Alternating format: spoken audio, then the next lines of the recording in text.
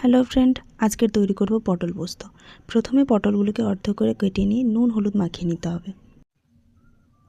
এরপর একটি বাটিতে সাদা সর্ষে পোস্ত বাটা, কাঁচা লঙ্কা আর ধনেপাতা বেটে নিতে হবে। তারপর একটি কড়াইতে পটলগুলো আঁচ কমিয়ে ভেজে নিতে হবে। প্রয়োজনে আলুগুলোকে ভেজে নিতে পারো। এরপর কড়াইতে সর্ষে তেল, চিনি, তেজপাতা আর ফোড়ন দিয়ে ভালোভাবে নাড়তে হবে। একটু রং হয়ে এলেই টমেটো, আদা বাটা, লবণ, হলুদ গুঁড়ো দিয়ে ভালোভাবে নাড়তে হবে। এরপর বাটাগুলোকে একসঙ্গে মিশিয়ে কড়াইতে ঢেলে দিতে হবে। এরপর একে একে পটল এবং আলুগুলো দিয়ে একটু নড়াচড়া করে ওই মশলা জলটি ভালোভাবে দিয়ে দিতে হবে।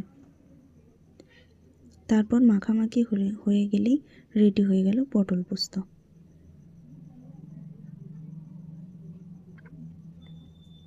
এরপর তরকারি নামিয়ে নিয়ে ওপর থেকে গরম মশলা ওপরে ছড়িয়ে দিতে হবে।